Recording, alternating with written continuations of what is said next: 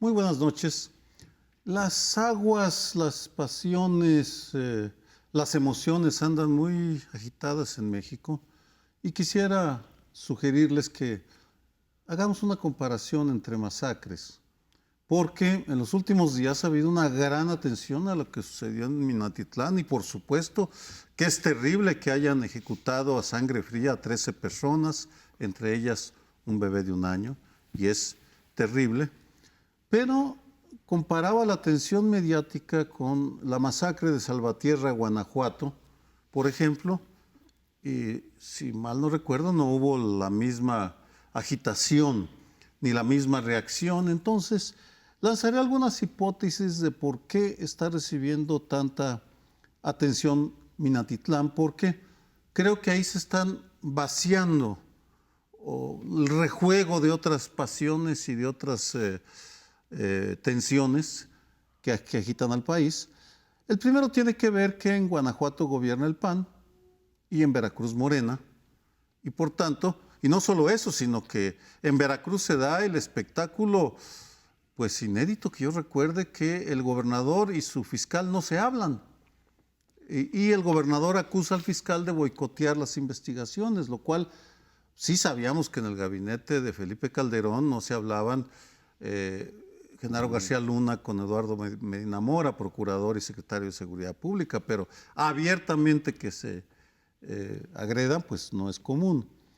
La segunda razón por la que creo que hay tanta atención es porque los ánimos andan recalentados en algunos sectores por la manera como el presidente nombró al comandante de la Guardia Nacional. Yo he opinado a favor de Luis Rodríguez Bucio, creo que el general tiene la capacidad, pero eso no importa. El hecho es que no nombró un civil, sino un militar, y eso fue visto por algunos sectores como una afrenta a una especie de pacto implícito entre las fuerzas políticas y éticas que atienden el problema. Y finalmente yo creo que ha habido una tal sacudida porque pues resulta que no terminó la guerra, que el conflicto sigue y que los criminales siguen tan arrogantes como siempre porque son capaces de salir y matar a un grupo inerme, porque hoy lo planteaba Alejandro Hoppe en el Universal, en su columna, decía, porque saben que no les va a pasar nada, porque México sigue siendo el país de la impunidad y por tanto a los 4 meses casi de que llegara a la presidencia Andrés Manuel López Obrador, pues están empezándose a replantear los optimismos y las creencias de que todo iba a resolverse de manera mágica y rápida. Sí, no todas las matanzas tienen el mismo tratamiento, es verdad, pero hay algunas que tienen algo particular o rompen en un momento determinado una estructura. Yo creo que en el caso de Veracruz, la secuencia de asesinatos, estamos hablando de 720 y tantos desde que llegó Cuitláhuac a gobernar. O sea, para los veracruzanos en promedio, es que este país es muy local todavía en su cobertura informativa y en la forma en que reconstruye también el discurso político. En Veracruz el tema de los asesinatos y los feminicidios, no me acuerdo que son 80 y tantos feminicidios, es tema de todos los días. Vamos, hasta la hija de una diputada federal llegaron a ultimar en un gimnasio hace no un poco tiempo. O sea, en Veracruz es un tema verdaderamente muy importante. El gran cambio de poder que hubo, o sea, del, digamos, breve periodo de Yunes, que había prometido poner orden, a lo que hoy tenemos, pues sí había una esperanza enorme de que un Minatitlán gobernado por Morena, un gobierno también de Morena en lo local, iban a permitir pues un trabajo mucho más directo en el combate a la delincuencia. Por tanto, en clave veracruzana, el asunto, por supuesto, desbordó las aguas. 2, el que muere un bebé siempre impacta en todas partes, ¿no? Eso le da un componente, vamos, hasta Donald Trump lo conmovió un bebé en el momento más duro de su política. El que haya un niño muerto sí le da una coloración muy particular. Y el tercero, una combinación de reacciones. Decías tú, el pleito que tiene el gobernador con el fiscal, que ya son muchos meses con esto, lo trataron de deponer, él se defendió, etcétera. Digo, no es un espectáculo particularmente edificante, pero otro lado, pues la reacción tanto del gobernador como del presidente de la República fueron tardías y en todo caso mucho más confrontadoras, en vez de manifestar en todo caso su digamos, desolación por una tragedia de esta magnitud, entrar a pelearte con el fiscal es la peor idea. Siento que el caso de Bucio, en este caso, en el momento no gravita tanto. Sí hay una preocupación enorme, creo yo, en amplios sectores por las reacciones que hoy tiene el gobierno respecto a este tema. Sabemos que es absolutamente injusto endosarle la responsabilidad completa al gobierno del deterioro que hay en todos los ámbitos. Pero hay una cosa que es clara, hoy gobiernan ellos, tanto en Minatitlán como en Veracruz, como a nivel nacional, y esto de echarle la culpa a todo el mundo hacia atrás, cuando fue algo que aconteció este fin de semana, pues también generó una amplia controversia. Yo vería esas tres líneas, Sergio. Yo, Sergio, creo que, de ninguna manera pienso que estés minimizando el asunto de Minatitlán.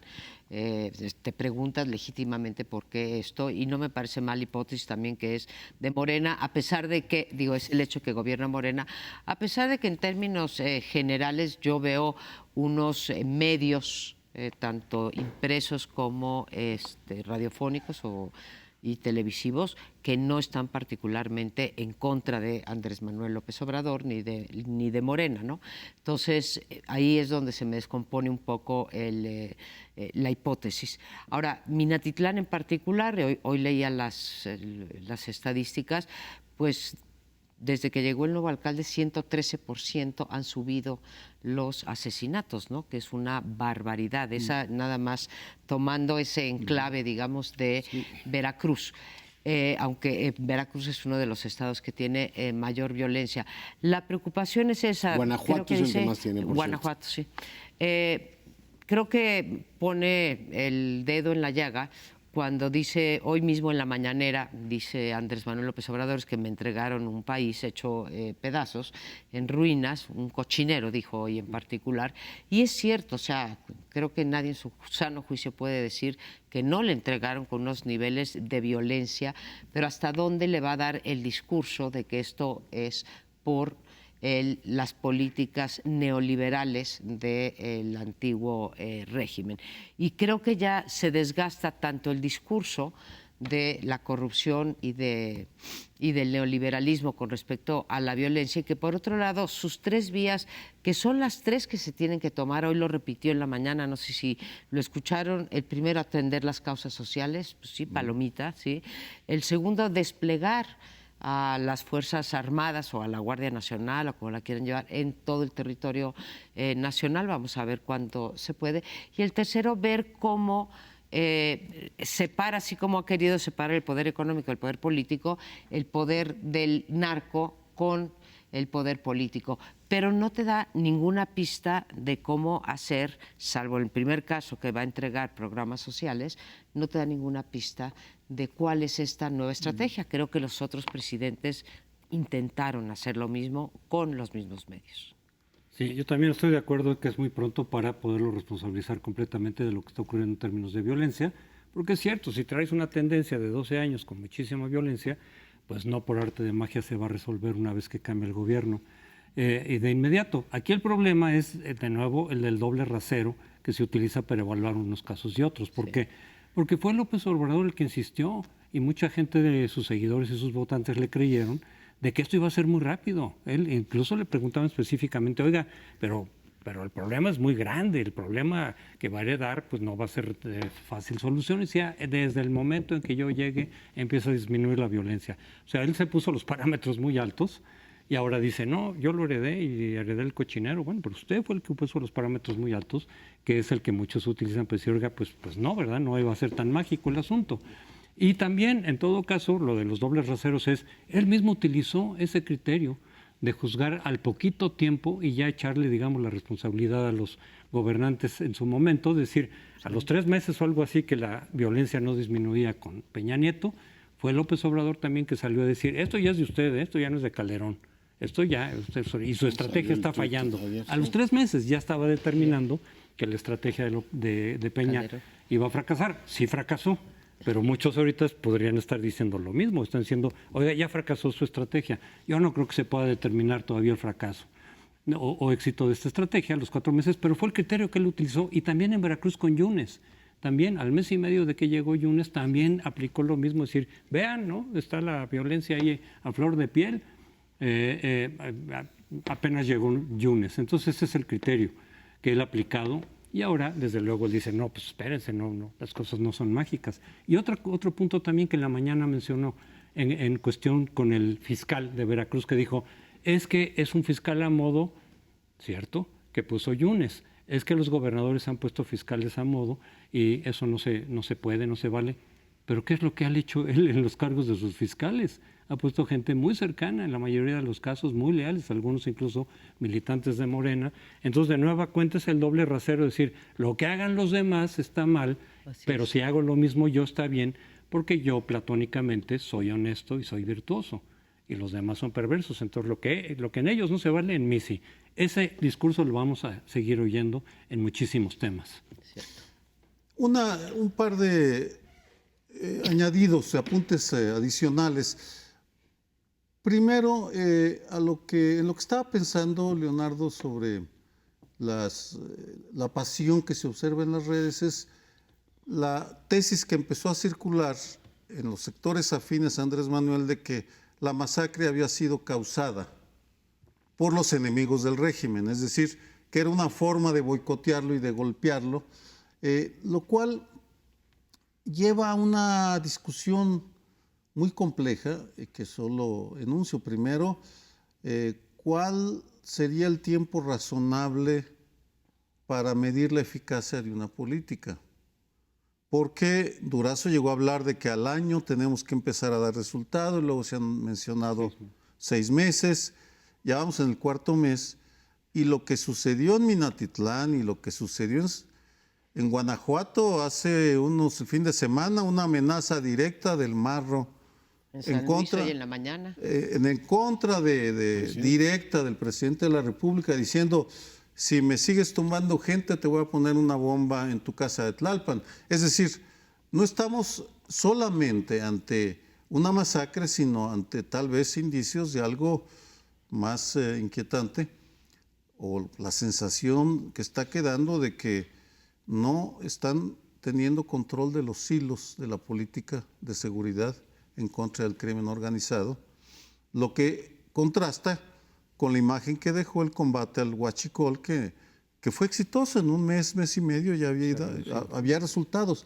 Aquí parece que de repente se les descuadra el panorama. Yo no tendría esa impresión, fíjate. O sea, por un lado detuvieron, también ocurrió este fin de semana, un importante cuadro del Santa Rosa de Lima, o sea, están teniendo eficacia. En Guanajuato, que es el estado más violento de la Federación, el presidente estuvo ahí y estuvo acordando con el gobernador, tratando de contener la violencia asociada no solo al narco, sino también al huachicol. En el caso de Veracruz hay que agregar también la lectura que el presidente iba a estar en Veracruz, tenía ahí un fin de semana importante y por tanto eso le daba también más relieve a la matanza. No, lo que yo no logro entender, y lo digo con franqueza en esta mesa, son las reacciones del jefe del Estado a eso. O sea, tú dices, bueno, si hay una matanza que es una cosa deplorable, incluido un niño muerto, o sea, la primera reacción que tú debes tener es, señores, o sea, más allá, claramente están atentando contra la convivencia en el país, pero como un llamado a reforzar su política y no empezar una discusión, digamos, en términos ideológicos e históricos de si los conservadores o no. Eso es lo último que a mí se me ocurriría. Además, sigo sin entender por qué un presidente que tiene tal nivel de popularidad no disfruta este bono democrático diciendo, voy a transformar este país. Y ocurre una tragedia como esta y su primera reacción es que los conservadores y los neoliberales. Me temo que la violencia en Venezuela no se explica por gobiernos neoliberales y en muchas partes de Latinoamérica tampoco. Por tanto, habría que ampliar el ángulo de lectura sobre el tema de la violencia, pero me quedo ahí. Yo creo que el presidente requiere ahora mismo un apoyo muy amplio para desplegar su política y esperar todos que tenga eficacia y no estarse peleando ideológicamente en el Twitter, que creo que no lleva absolutamente a nada.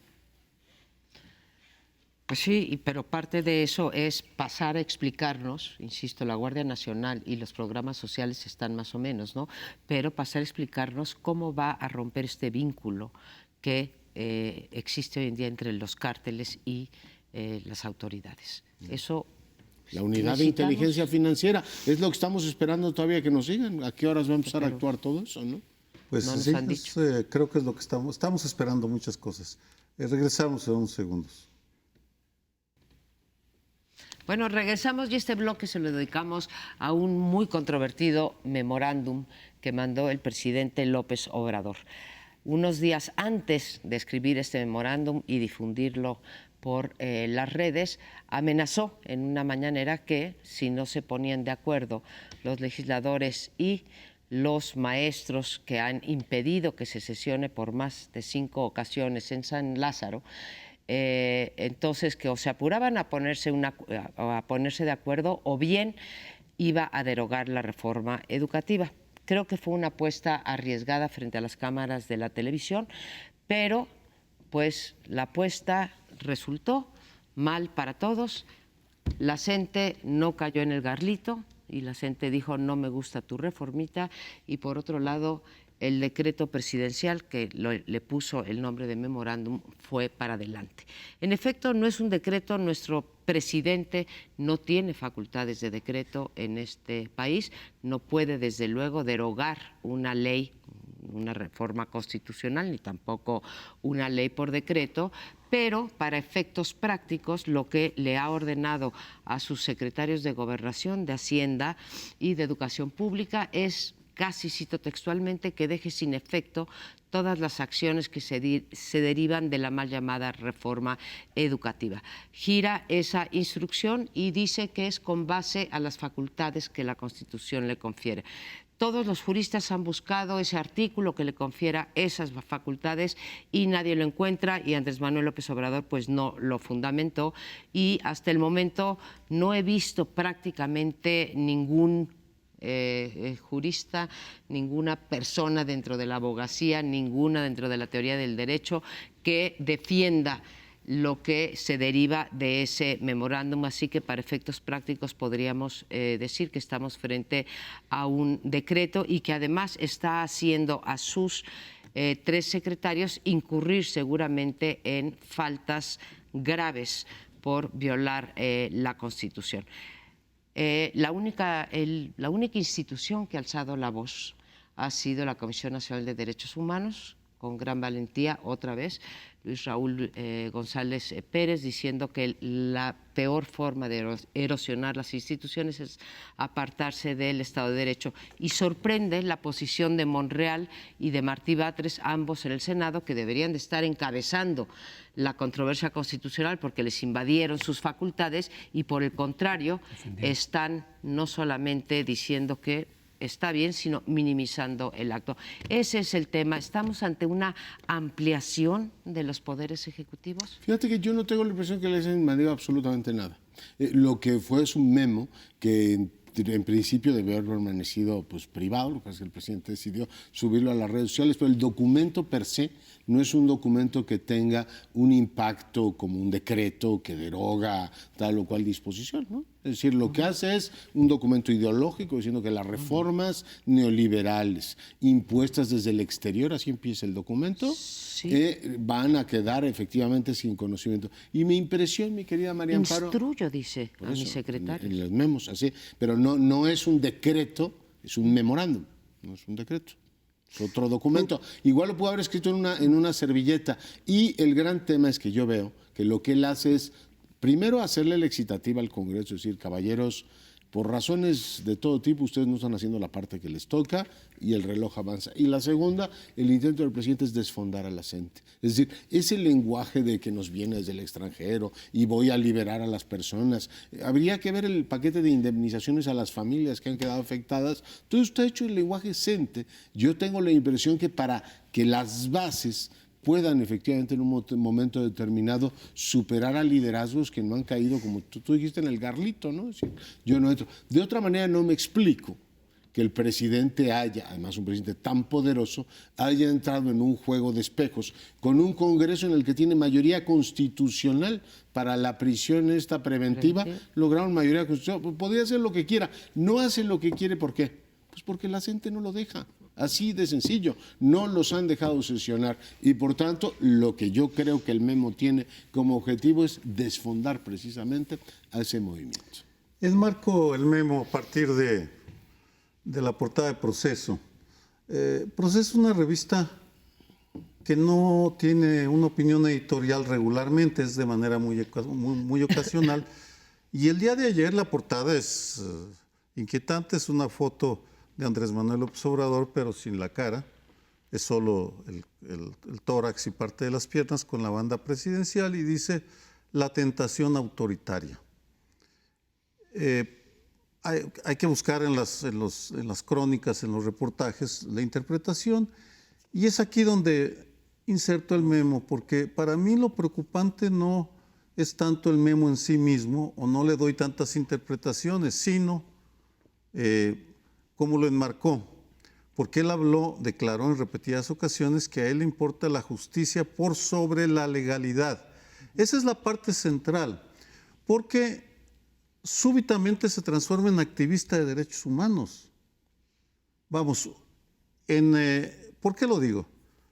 Los 10 mandamientos y la Declaración Universal de los Derechos Humanos tienen en común que no obligan. Bueno, sobre todo la declaración, tal vez los 10 mandamientos sí, pero la declaración ciertamente no obligan a nada. Son recomendaciones. Y por tanto, los activistas de derechos humanos la toman y dicen queremos cambiar las leyes para que se acerquen a la declaración. Lo que hace el presidente es decir, yo interpreto lo que es justo, independientemente de lo que digan las leyes. Y esa parte sí es la tentación autoritaria desde esta lectura. Es como, y voy a decir un ejemplo veracruzano inevitable, la esposa de Javier Duarte, Karim de Duarte, que escribía desde el poder sus páginas donde decía me merezco la abundancia. Para ella eso era lo justo, la abundancia, que le daba el saqueo de las arcas públicas. Por tanto, en ese caso en Veracruz ellos estaban interpretando, olvidándose de la legalidad e interpretando la justicia. Esa es la parte que creo más debería llamarnos la atención, porque el presidente no puede decidir que es justo. Puede decir yo creo que esto debería ser así, pero que mande una iniciativa al Congreso, que el Congreso cambie las leyes y entonces sí nos entendemos. Yo coincido contigo que esa es la parte peligrosa, pero claro, se expresa al decir, al ordenar e instruir, en todo caso, a 3 secretarios, dejar de aplicar una reforma que es vigente. Y los pone en un entredicho porque, de alguna manera, o no cumplen con su jefe, que es el presidente, o van a estar violando con la Constitución. Y dicen varios juristas, si incurren en ello, pues sí, porque está vigente la ley, la reforma constitucional, si incurren en ello, pues entonces serán incluso sujetos de juicio político y demás. Pero el hecho de poner efectivamente la justicia por encima de la ley es lo que sí contraviene de alguna manera el espíritu del Estado de Derecho y de la democracia como tal, porque precisamente a lo largo de la historia hemos supuestamente aprendido la humanidad que cuando se hacen las cosas por fuera o por encima de la ley, entonces se puede prestar a muchas arbitrariedades de muchos tipos, porque ¿quién interpreta la justicia? Lo mismo, la misma reforma educativa, la gente lo considera injusto para sus intereses, si por una buena parte de la sociedad la considera justa. Entonces, ¿quién determina qué es lo justo o qué no es lo justo? Eso puede implicar un desprecio, desde luego, por la legalidad, que no sería totalmente nuevo en el caso de López Obrador. Muchos se están llamando sorpresa, yo no. Toma de pozos petroleros por encima de la ley. No la quema, hay que aclarar, porque muchos dicen quemó pozos petroleros, no, pero sí los tomó. Convocó o animó a los tabasqueños, a muchos tabasqueños, a no pagar las rentas de luz por encima de la legalidad porque los consideraba justos. Compitió y ganó, por cierto, para la jefatura de gobierno sin cumplir los requisitos legales para ello. El Instituto Electoral del Distrito Federal dijo que sí pasaba, pero en realidad no se cumplían esos requisitos. Cuando hubo un linchamiento aquí, siendo el jefe de gobierno, dijo, de alguna forma avalando el linchamiento, pues, diciendo es que se están metiendo con las costumbres del pueblo, con sus valores. Sí, pero están violando la ley. Te puede llevar justamente a que si la justicia por encima de la legalidad es precisamente llevar, por ejemplo, a los juicios por propia mano, porque si la ley no es una ley injusta, para eso están los procedimientos legales también. ¿Hay leyes injustas? Sí, sí las hay, las ha habido históricamente. Las tienes que cambiar de acuerdo con procedimientos legales, con acuerdos, precisamente porque si te pasas por arriba del Estado de Derecho, puedes más fácilmente incurrir en arbitrariedades e injusticias que te llevan, además, muy fácilmente a una autocracia. Yo creo que ya hay una larga lista, incluso sin irte tan lejos como te vas tú a la toma de los pozos petroleros, ya en la llamada cuarta transformación, de brincarse la ley o hacer a un lado la ley o buscarle el hoyo que no, o cambiar la ley a modo, desde la ley Taibo o la ley SAT, que se cambia a modo para que sus funcionarios pudieran ocupar los puestos, más allá del contenido de la ley, pasando por vetar a las farmacéuticas, o una vez más, yo no sé si las farmacéuticas sean pillas o no sean pillas, pero el presidente no tiene la facultad de vetar que una empresa X, en este caso una farmacéutica, entre a una licitación, y así me podría ir con varias, ¿no? Las propias consultas, pues son alegales, no son ilegales, pero están al margen de la legalidad. Y me podría seguir. Ahora, aparte de la justicia y la legalidad, que como dice Crespo no siempre coinciden, todavía Monreal mete y es muy molesto estar discutiendo teoría constitucional en las redes con 128 caracteres, ¿cuántos son? Sí, bueno, 128 caracteres, que se esté discutiendo entre senadores la teoría constitucional. Dice Monreal, la reforma educativa puede ser legal, pero no es legítima, porque aunque fue aprobada, porque aunque fue aprobada por la mayoría del Congreso, no fue aprobada por maestros, padres de familia y estudiantes.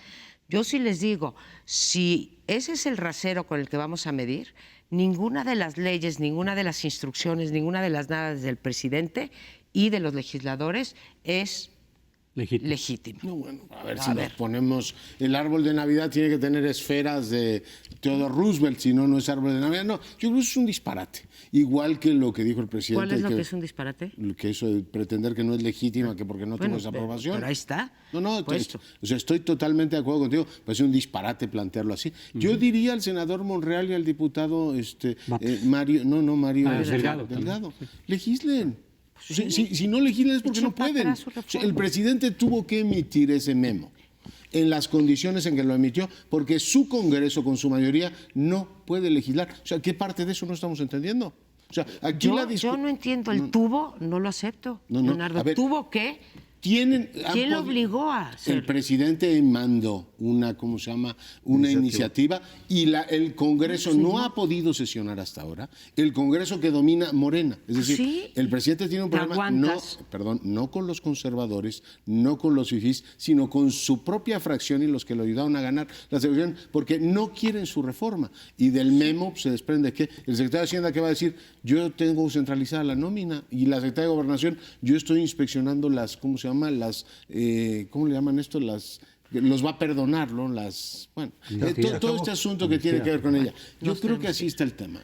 Bueno, pero yo sí me niego a decir que lo hizo porque quiso y demostró su poder, pero vamos a otro bloque. Tuvo más remedio, diría. Yo no. Bueno, en este bloque les planteo que revisemos cómo están las relaciones entre medios y poder. El presidente de la República, acompañado de su vocero, dio a conocer una serie de líneas generales que ya se habían adelantado y que ahora pues forman parte del cuerpo, digamos, jurídico de este país. El presidente ha planteado una relación horizontal con los medios. Debo decir que hasta ahora lo ha cumplido. Ha sido un presidente que en sus mañaneras ha permitido todo tipo de preguntas, algunas de medios, digamos, establecidos, otros de medios emergentes, en algunos casos preguntas muy favorables, en otros casos preguntas incómodas. Las reacciones del presidente también nos permiten ver mucho del talante con el que tratan el tema, pero hasta ahora no ha habido una injerencia por parte del Ejecutivo en las líneas editoriales de los periódicos, aunque hay algunos a los que claramente asusa y critica de una manera sistemática. Lo de Jorge Ramos, que ha sido ampliamente comentado, pues yo lo interpreto como un gesto de apertura, es decir, la posibilidad de que desde la, digamos, máxima tribuna mediática del país, un reportero lo pudiera interpelar. Yo creo que es un gesto de transparencia. Me sorprende que después el presidente se haya enojado, lo que debió haber convertido en un triunfo, decir, miren, ningún presidente en la historia había hecho esto. Peña Nieto no comparecía ante los medios ni en defensa propia, yo lo hice de manera natural. Pero la reacción fue ciertamente poco afortunada y una buena parte de sus críticos, los hashtags que pusieron en su momento, denotaban nuestra esta molestia con la crítica al presidente. Habla, por dejarlo ya ahora para escuchar la opinión de mis compañeros, de un establecimiento de criterios transparentes. Yo creo que esto es un buen planteamientos que son el tintero en la administración Peña Nieto, con la creación de un instituto que de manera autónoma determinara quiénes son las personas o los medios que más auditorio tienen y que vale la pena anunciar. Por supuesto, no es solamente una cuestión de tamaño del auditorio, sino también de segmentos del auditorio a los que se dirige la publicidad. En principio se dice que habrá una medición de la circulación de los periódicos y de los medios electrónicos, de tal manera que los niveles de audiencia sean aquellos que fijen hasta dónde llegan o cómo se distribuye la publicidad oficial. Queda pues un amplio nivel de, en este caso, pues posibilidades de que el Ejecutivo disponga de una manera selectiva qué hace o a qué medios apoya más y apoya menos. Pero en cualquier caso, ya abrió carta. Si uno revisa las descalificaciones que ha hecho los medios, sorprende la diversidad, porque ha criticado a Proceso, al Universal, a Uno TV, Wall Street Journal. Es decir, no ha sido consistente en las críticas a los medios que han criticado algunas de sus políticas, pero sí, es indudable que el favorito de o el destinatario de sus críticas principales es el periódico Reforma de la Ciudad de México, al que adscribo, aclaro. Y algunas de las críticas me parecen totalmente infundadas, otras podrían discutirse, pero lo que me parece desafortunado es que son críticas que no han sido fundamentadas, porque no ha producido la Presidencia de la República un documento que fundamente las descalificaciones que hace, y utiliza en poquísimas ocasiones el derecho de réplica que tiene garantizado legalmente. Es decir, si hay una imprecisión, puede presentar por escrito una corrección. Él está optando por públicamente, desde la mañanera, sobre todo, denostar, criticar a los medios de comunicación, sobre todo al diario Reforma, lo que está generando un ambiente negativo en los círculos de seguidores de Andrés Manuel López Obrador, que identifican como los enemigos, los principales enemigos de la Cuarta Transformación. Ya no es la mafia del poder, esa quedó descontinuada, ya no aparece. Ahora son los diarios conservadores y dentro de los diarios conservadores, Reforma. Por el momento tú le diste una entrevistaste a Edison Lanza, que dio conceptos muy buenos en tu programa de radio sobre el riesgo de esta satanización.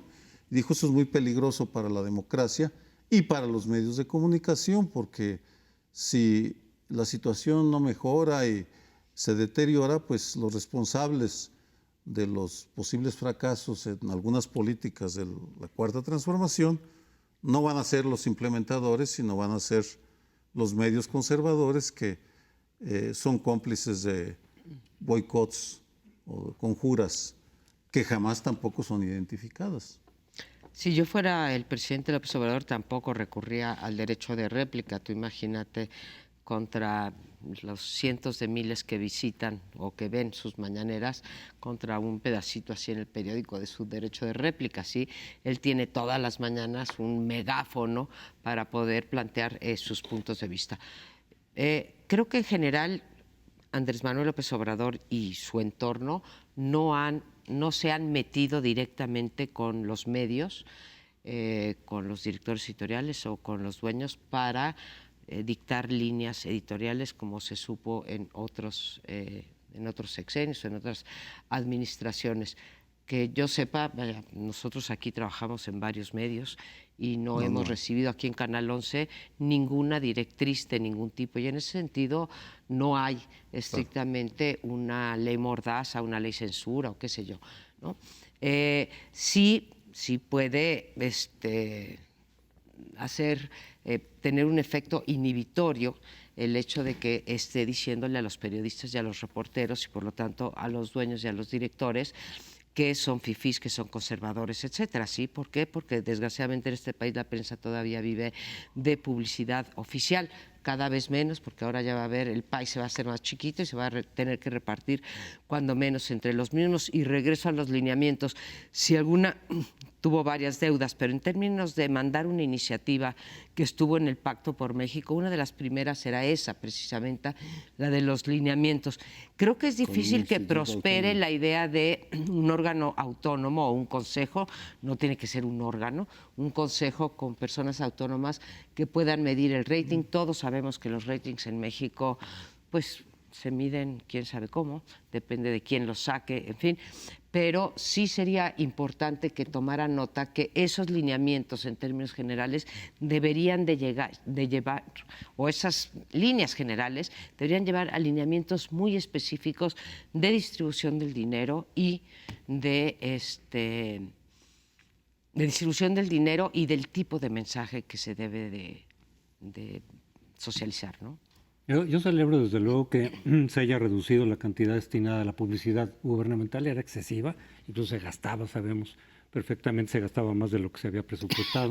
Y bueno, que se haga un recorte importante, incluso eventualmente he pensado que incluso se podría utilizar los tiempos oficiales del Estado también, los espacios del Estado para hacer la publicidad gubernamental, que desde luego tiene su función, que es importante, el que el gobierno comunique y diga y informa lo que está haciendo. Eso estará muy bien, eso está muy bien. Y también el hecho de que haya criterios objetivos para distribuir, en todo caso, el recurso que sí se está manteniendo. Eso yo lo celebro. Ojalá si surgiera esta comisión, yo también esa idea me parecía muy buena desde Peña Nieto, nunca se concretó, ojalá que se retome, porque le puede dar más garantías, digamos, de imparcialidad a la hora de distribuir esos recursos. Pero en la comunicación que tiene el presidente con la crítica, con la prensa, con los medios, claro que él dice, yo claro que voy a responder, tengo derecho a la réplica, y por supuesto nadie se la niega, ¿no? Ellos me critican y yo me tengo que quedar en silencio. No, no es eso lo que se le está cuestionando, no es eso lo que se le cuestiona. Es decir, claro que tienes que, y puedes responder todo lo que quieras, pero con argumentos también. Digo, las críticas generalmente están basadas en ciertos argumentos de por qué no me gustó tu actuación, por qué no me gusta esta política, por qué esto pensamos que no va a salir bien si se hace de esta manera, aquí hay una omisión, en fin, las diferentes críticas que se hacen, claro que lo pueden responder, ya sea también con el derecho de réplica, que para eso están también pues, las instituciones y los encargados para responder específicamente según el tema, a editorialistas cuando les moleste algo realmente decir, oye, no, espérame, eso no es así, esta información no es la adecuada. Se puede hacer. O incluso si se quiere desde las mañaneras o de cualquier entrevista del propio presidente, pero sobre todo con argumentos, porque la mayor parte de las descalificaciones o las respuestas, perdón, más bien de las respuestas son con descalificaciones de orden moral o político. Como es conservador, ya nada de lo que dice. Ese es el silogismo, que es de un simplismo impresionante. Como es conservador, o sea, de una ideología desprestigiada, deslegitimada, contraria a mi proyecto transformador, cualquier cosa que diga ya no tiene validez. Pues es un argumento ad hominem, no es un argumento sobre lo que te están diciendo específicamente. O peor aún, no solamente que llame fifí y demás, recordemos, porque lo ha dicho en más de una ocasión, que las críticas hechas por parte de la prensa al gobierno las compara con la prensa del tiempo de Huerta, de Madero, es decir, que propició y que él dice incluso avaló, propició, justificó el golpe de Estado. Es decir, de esa manera no puedes tú dialogar. Cuando te responden muchos de los defensores, ideólogos, corifeos de López Obrador, decir, mira, si estás cuestionando este medio, esta política, es porque quieres que le vaya mal al país.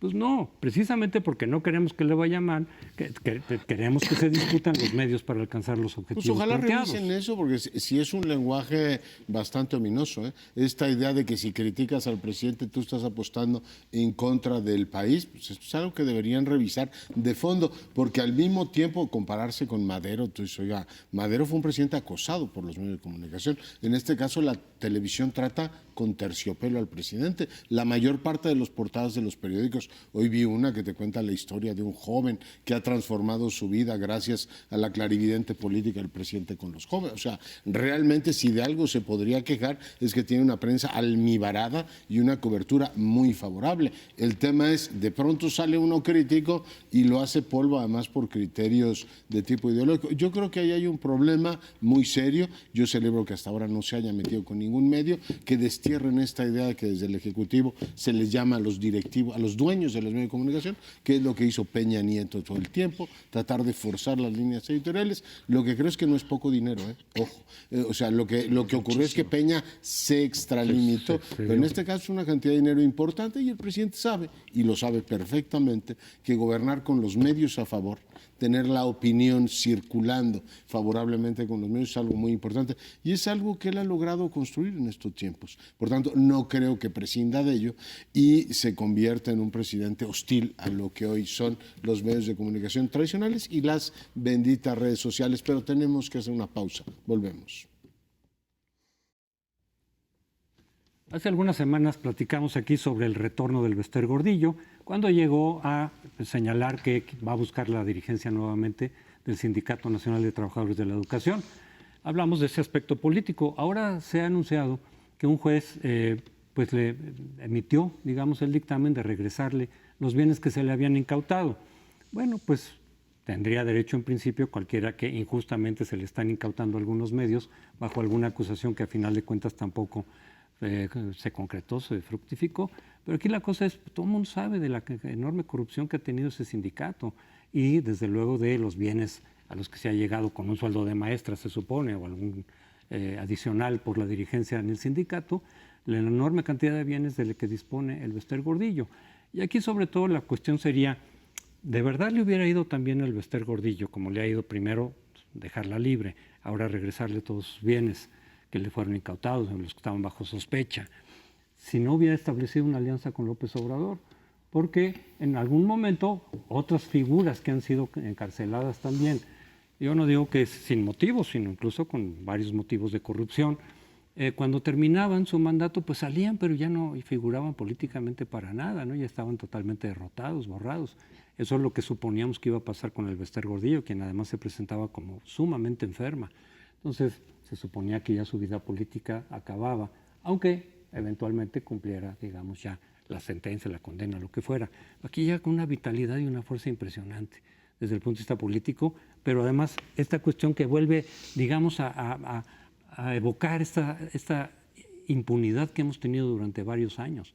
Esta es la forma de combatir, de estrenar para combatir la impunidad. Por supuesto está la división de poderes y demás, pero la pregunta que está, repito, digamos, detrás de este asunto es, si no hubiera establecido la alianza que López Obrador rechazó en el 2006 por las calidades morales, ¿no? O, digamos, el cuestionamiento moral que tenía el Bester Gordillo, y ahora pragmáticamente dijo sí, desde el 17, lo estuvo ocultando y lo estuvo negando, pero claramente estaba la alianza desde la elección del Estado de México en 17. ¿Le estaría yendo también políticamente al Bester, ilegalmente, política ilegalmente, de no haberse establecido esta alianza?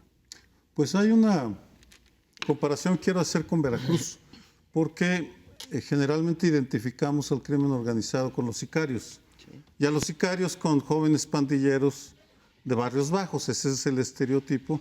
Cuando hay autores que han estudiado el tema y dicen, no es así.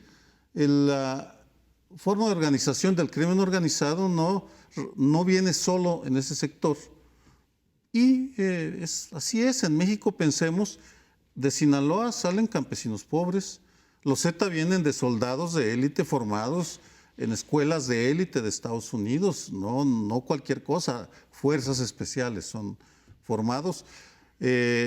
La tuta, famosa tuta de la familia michoacana, fue maestro de escuela, por tanto es un estereotipo que hay que revisar, lo cual me lleva al Bester Gordillo, porque a recordar, en una reunión del Instituto Federal Electoral hace ya años, estaba Emilio Cebadúa, ex colega del Colegio de México, que trabajaba con el Bester Gordillo, y establecí el problema que había con el PANAL, el Partido Nueva Alianza. Decía, bueno, el sindicato de profesores que controla la maestra El grupo de la maestra reproduce métodos propios del crimen organizado. Bueno, se puso furioso Emilio, se enojó, me increpó, me dijo, ¿cómo te atreves a comparar? Le dije, no, estamos hablando de formas de organización. Y me parece que es algo que tenemos que revisar, porque lo que estamos viendo al regresarle los bienes es el reconocimiento que algunas formas de delincuencia organizada son tolerables, o algunos comportamientos, y solo hay que perseguir a los sicarios pobres, que son los asesinos. Tiene que ver más con la cultura de lo que conceptualizamos como crimen organizado, pero el regreso del Bester Gordillo, que le regresaran los bienes, que lo hizo el Poder Judicial, no el presidente. Hablo de sistema, no estoy responsabilizando a López Obrador, pero el sistema es muy laxo, es muy tolerante. Y ver regresar a alguien que en efecto abusó de los recursos que tenía, se enriqueció con los recursos públicos, y verla ahora pues andar retosando por las praderas de la política, pues sí, es ofensivo para quienes creemos que la corrupción es un mal endémico de este país. Y la impunidad, como tú decías, algo de responsabilidad tiene el Ejecutivo. No digo que este Ejecutivo, Andrés Manuel López Obrador, pero se cerraron ya todas las carpetas de investigación. Creo que aquí nadie sabe si el Bester, podemos sospechar y especular todo lo que queramos, pero como estábamos hablando de la ley, y si la ley le exonera, pues la exoneró. Nos puede parecer injusto o nos puede parecer justo, pero le exoneró. Y cerraron las demás carpetas de investigación, y en efecto un juez, o sea, el Poder Judicial es el que dictamina regresarle los bienes. No sé hacia dónde vaya a caminar tanto el sindicalismo de la profesora como su nuevo partido, que tiene pues algún chance de prosperar, si vaya a engrosar las filas de Morena o no. Todavía estamos en el terreno de la especulación, pero creo que lo que sí echa por tierra este regreso de el Bester es esta idea de un nuevo sindicalismo que va a entrar en conflicto con las leyes que estamos obligados a pasar para poder acabar de firmar el TEMEC, ¿no? El Tratado de México, Canadá, Estados Unidos, porque ahí se establece la democracia sindical. Ahora, ¿por dónde pasa la democracia sindical? Ahí sí ya no sabemos, porque el líder petrolero ganó con 87% de los votos, y hoy venía una encuesta en algún periódico donde dice que si compiten dos nada más, gana el Bester Gordillo. Entonces, yo no sé qué va a pasar con ese nuevo sindicalismo que nos promete la 4T. Que por cierto ya el Bester le llamó reformita a la reforma a la de Peña Nieto. Vamos a ver qué termina todo eso. Supongo que es otro de los componentes que hay que analizar. Pero en este caso, aunque es de muy mal gusto hablar de dinero y más hacerlo en cadena nacional, el monto cuenta. Estamos hablando que lo integraron 400 millones de pesos. Y si para la unidad de lavado de dinero no hay un elemento significativo entre lo que un líder sindical y un profesor puede ahorrar a lo largo de su vida, aunque tu madre sea muy ahorradora y, como demostró nuestro compañero Ricardo Rafael, le heredó no sé cuántos centenarios, llegar a esos montos de dinero de magnate sí te lleva por lo menos a hacer preguntas.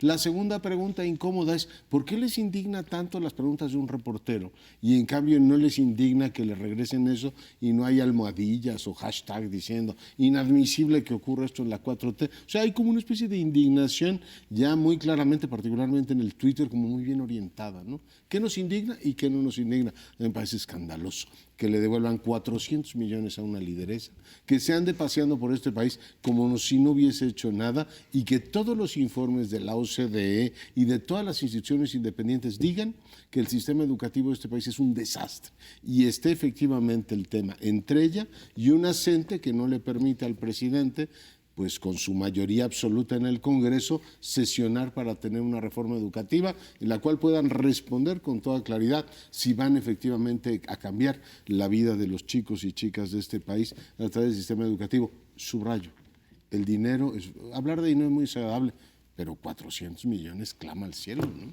El Bester justificaba cuando le han planteado, es decir, con el sueldo de un maestro, e incluso con el sueldo que pueda tener como líder sindical, pues está complicado tener ese dinero, que es el que le devolvieron. No sé si había además otra parte por ahí. Y ella aludía a que lo heredó de una abuela millonaria, o ella Un decía algo así. centenario, sí, la historia.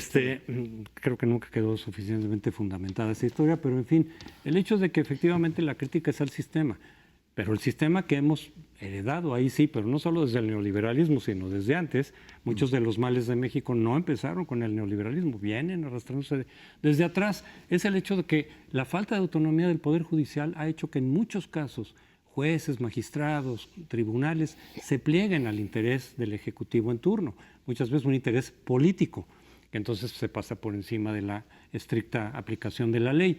Aquí la cosa sería que si esa autonomía no se ha logrado, pues desde luego eso se resuelve dando autonomía al Poder Judicial. Algo se consiguió en los últimos años respecto a la Suprema Corte, pero sabemos de todas maneras que el Poder Judicial sigue siendo muy corrupto, muy sucio, muchas veces todavía plegado al poder político, al Ejecutivo en particular, y entonces la solución sería precisamente fomentar la autonomía de las instituciones, fomentar la autonomía de los poderes, fomentar la división de poderes, y no al revés, tratar de ir sometiendo a los distintos contrapesos de la democracia al Poder Ejecutivo. Por ahí no se va a lograr nada. Hace unos días el presidente se inconformó por decisiones judiciales y con esta no se ha inconformado. Esa es una señal más. Fue cuando dijo que los jueces, pues una declaración Cierto. muy parecida estamos a la muy viendo, criticada de Calderón, ¿no?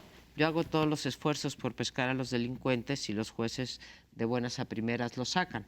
Lo repitió en efecto hace unos días y en esta no se ha inconformado, aunque haya sido el Poder Judicial. Dime qué te indigna y te diré dónde están tus prioridades. Así Y es. precisamente por eso, al no inconformarse con esta sentencia en particular, pues viene la sospecha de que en política no hay casualidades y que algo tiene que ver la alianza política que se ha establecido entre el Bester Gordillo y López Obrador. Pero nos vamos, muchas gracias. Nos vemos dentro de 8 días aquí en Primer Plano.